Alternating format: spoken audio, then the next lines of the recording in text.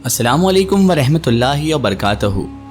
नाज़रीन मोहतरम, आज की इस वीडियो में हम आपके लिए लेकर आए हैं रहमत लिल आलमीन हज़रत मोहम्मद मुस्तफ़ा सल्लल्लाहु अलैहि वसल्लम और यमनी सहाबी का वाक़िया, जो अपनी बीवी के पास शादी होने के बाद भी नहीं जाया करते थे। और जब रसूलुल्लाह सल्लल्लाहु अलैहि वसल्लम ने उनसे वजह पूछी तो सब के सब हैरान रह गए। क्या थी वो वजह, जानते हैं हम इस वीडियो में। तो मेरी आपसे मदबाना गुजारिश है कि इस वाक़े को मुकम्मल तरीके से समझने के लिए इस वीडियो का एंड तक ज़रूर देखें। और अगर अभी तक आपने हमारे चैनल को सब्सक्राइब नहीं किया है तो उसे अभी सब्सक्राइब कर दीजिए और पास में दिए गए बेल आइकन पर भी क्लिक कर दीजिए ताकि हमारे वीडियो की नोटिफिकेशन आप सब तक पहुँचती रहे। मोहतरम नाज़रीन कराम, हज़रत अब्दुल्ला इब्न अब्बास रदियल्लाहु ताला अन्हु बयान फरमाते हैं कि एक मरतबा एक नौजवान यमन का रहने वाला मुशरिक था और बहुत गरीब भी था। उसकी ज़िंदगी का साजो सामान सिर्फ बदन पर ढांकने के लिए जो कपड़े थे वही उसके पास पूरा सामान था। दिन का वक्त दरख्तों के साये में बिता लेता और रात होती तो किसी पत्थर की ओट में जाकर रात बसर कर लेता। उस नौजवान तक खबर पहुंची कि अरब में अल्लाह तबारक व ताला के आखिरी नबी, आखिरी पैगंबर हज़रत मोहम्मद मुस्तफ़ा सल्लल्लाहु ताला अलैहि वसल्लम ने ऐलान नबुवत फरमाया है। उसके दिल में शौक पैदा हुआ।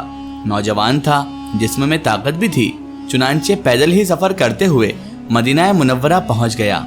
हज़रत मोहम्मद मुस्तफ़ा सल्लल्लाहु ताला अलैहि वसल्लम की खिदमत बा सआदत में दस्ते अदब को जोड़कर वो हाजिर हुआ और अर्ज़ करने लगा, या रसूल अल्लाह, मैं इस्लाम कबूल करना चाहता हूँ।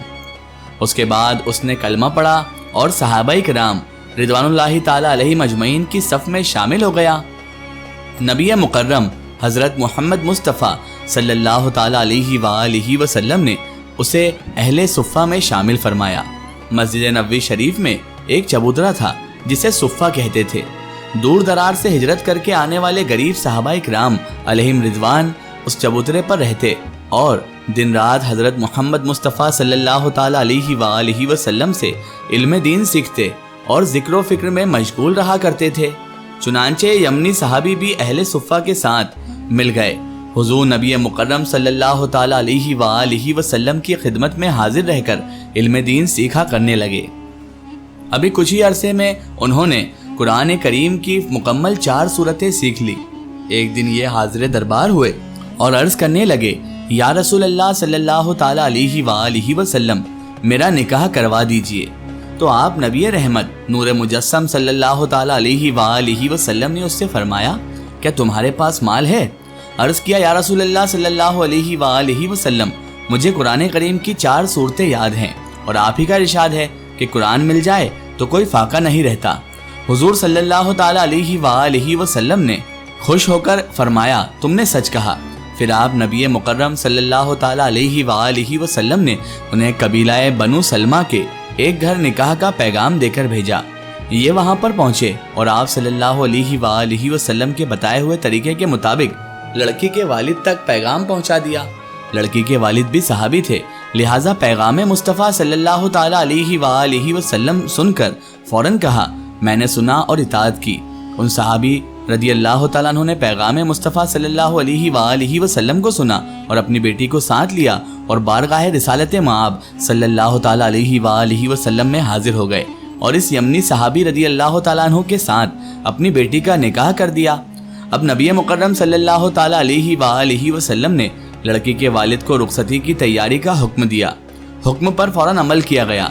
रात हुई, वो सहाबी जो कि यमनी सहाबी थे कमरे में आए। देखा खूबसूरत कालीन बिछा है, बेहतरीन बिस्तर लगा हुआ है, चिराग रोशन है।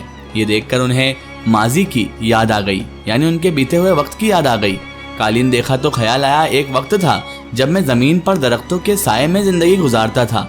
खूबसूरत बिस्तर देखकर पत्थरों पर रात गुजारना याद आया। चिराग देखा तो याद आया, मैंने तो बगैर चिराग के ही तारीकी में ज़िंदगी गुजारी है। कुछ देर के लिए यूं ही खड़े अपना हाल और माजी को सोचते रहे। फिर कमरे के कोने में गए, अल्लाह अकबर कहा और नमाज शुरू कर दी। 2 रकात अदा करके अल्लाह पाक का शुक्र अदा किया, मगर अभी भी दिल नहीं भरा। फिर खड़े हुए, फिर 2 रकात नमाज अदा की, अल्लाह पाक का शुक्र अदा किया, अभी भी दिल नहीं भरा। 2 रकात मजीद और अदा फरमाई। उसके बाद फिर अल्लाह पाक की हम्दो सना की, शुक्र अदा किया, लेकिन उनका दिल फिर भी नहीं भरा। پھر کھڑے ہوئے 2 رکعت نماز پڑھی، اللہ پاک کا شکر ادا کیا۔ یوں ہی ناظرین محترم 2 رکعت پڑھتے رہے، اللہ پاک کا شکر ادا کرتے رہے، یہاں تک کہ پوری رات گزر گئی۔ صبح ہوئی، نماز فجر کے لیے مسجد میں حاضر ہوئے تو حضرت محمد مصطفیٰ صلی اللہ علیہ وآلہ وسلم کی امامت میں باجماعت نماز فجر ادا فرمائی۔ روزانہ مسجد میں ہی رہا کرتے تھے، آج بھی فجر نماز پڑھ کر مسجد میں ہی بیٹھ گئے، علم دین سیکھتے رہے۔ فجر سے ظہر، ظہر سے عصر، عصر سے مغرب اور مغرب سے عشاء تک مسجد ہی میں رہے، 5 نماز باجماعت ادا فرمائی۔ عشاء کے بعد گھر واپس آئے، جیسے ہی کمرے میں داخل ہوئے سامنے وہی قالین، اسی طرح بستر لگا ہے، چراغ جل رہا ہے۔ اب پھر ماضی کی یاد آ گئی، آج بھی کمرے کے ایک کونے میں گئے، 2 رکعت نماز ادا کی، اللہ پاک کا شکر ادا کیا۔ اتنے شکر سے دل نہیں بھرا، 2 رکعت نماز مزید پڑھی، یوں ہی نماز پڑھتے گئے، شکر ادا کرتے گئے، کرتے کرتے آج بھی رات یوں ہی گزار دی۔ اگلی صبح پھر مسجد میں حاضر ہوئے، 5 نمازیں باجماعت ادا کی، رات کو گھر آئے، پھر وہی کیفیت، 3 راتیں اسی طرح شکر ادا کرتے ہی گزر گئی۔ چوتھے دن لڑکی کے والد اپنی بیٹی کو ملنے تشریف لائے، بیٹی کا حال پوچھا تو بیٹی نے بتایا کہ میرے شوہر رات کو آتے ہیں، کمرے کے کونے میں کھڑے ہو کر نمازیں پڑھتے ہیں اور اللہ پاک کا شکر ادا کرتے ہوئے ساری رات گزار دیتے ہیں۔ والد صاحب نے بات سنی تو بارگاہ رسالت مآب صلی اللہ علیہ وآلہ وسلم میں وہ حاضر ہو گئے اور عرض کرنے لگے، یا رسول اللہ صلی اللہ علیہ وآلہ وسلم، جن سے میری بیٹی کا نکاح ہوا ہے ان کا معمول تو کچھ اس طرح کا ہے۔ پیارے آقا صلی اللہ علیہ وآلہ وسلم نے اس یمنی صحابی کو بلا کر پوچھا، تمہیں کس چیز نے تمہاری بیوی سے دور رکھا ہوا ہے؟ عرض کیا، یا رسول اللہ صلی اللہ علیہ وآلہ وسلم، میں مشرک تھا، یمن میں رہتا تھا، میرا اپنا کوئی ٹھکانہ نہیں تھا، پتھروں پر رات بسر کرتا تھا، دن میں درختوں کے سائے میں پناہ لیتا تھا۔ پھر اللہ پاک نے کرم کیا، مجھے اسلام کی دولت نصیب فرمائی، مجھے قرآن کریم کی 4 سورتیں سیکھنے کی شہادت بھی نصیب ہوئی۔ اللہ پاک نے قرآن کریم کی برکت سے میرا سینہ روشن فرمایا۔ جب میں اپنی زوجہ کے کمرے میں جاتا ہوں تو وہاں بچھے خوبصورت قالین، بہترین بستر اور چراغ وغیرہ دیکھ کر مجھے اپنے ماضی کی یاد آ جاتی ہے، بیتے ہوئے وقت کی یادیں، بھولی بسری یادیں یاد آ جاتی ہیں۔ پھر میں قرآن کریم کی ان 4 سورتوں میں سے ایک کو پڑھتا اور اس میں غور کرتا ہوں تو مجھے کسی چیز میں رغبت نہیں ہوتی اور اللہ پاک کا شکر کرنے میں مصروف ہو جاتا ہوں۔ حضرت محمد مصطفیٰ صلی اللہ علیہ وآلہ وسلم نے پوچھا، وہ کون سی صورت ہے؟ اس پر ان صحابی رضوان اللہ تعالیٰ علیہ مجمعین نے قرآن کریم کی تلاوت شروع کی۔ ترجمہ، تمہیں غافل رکھا مال کی زیادہ طلبی نے، یہاں تک کہ تم نے قبروں کا منہ دیکھا۔ صحابی رضی اللہ تعالیٰ عنہ سورت کی تلاوت کر رہے تھے اور حضرت محمد مصطفیٰ صلی اللہ علیہ وآلہ وسلم اور وہاں موجود صحابہ کرام رضوان اللہ تعالیٰ علیہ مجمعین سن رہے تھے۔ وہ صحابی خود بھی رو رہے تھے، حضور اکرم صلی اللہ علیہ وآلہ وسلم کی مبارک آنکھوں سے بھی آنسو جاری تھے اور وہاں موجود صحابہ کرام بھی رو رہے تھے۔ اللہ اکبر! یمنی صحابی نے سورہ تکاثر پوری پڑھی، پھر عرض کیا، یا رسول اللہ صلی اللہ علیہ وآلہ وسلم، میرے لیے دعا فرمائیں۔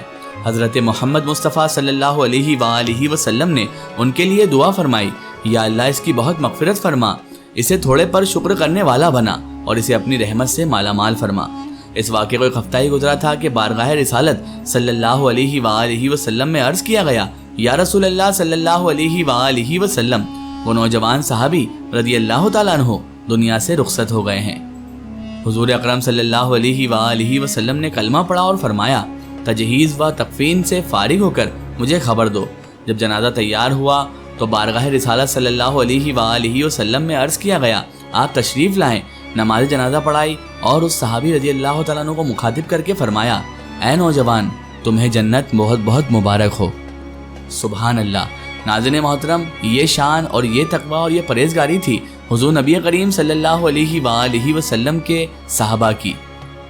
اللہ تعالی ہمیں بھی اس راستے پر چلنے کی توفیق عطا فرمائے اور ہمیں بھی نیک راستے پر، صراط المستقیم کے راستے پر چلنے کی توفیق عطا فرمائے، آمین ثم آمین۔ سو ناظرین، آپ کو یہ ویڈیو کیسی لگی کمنٹ سیکشن میں ضرور بتائیں اور ہمارے چینل کو سبسکرائب کرنا نہ بھولیں۔ اس ویڈیو کو زیادہ سے زیادہ شیئر کریں اور اسے تمام تر انسانوں تک ضرور پہنچائیں۔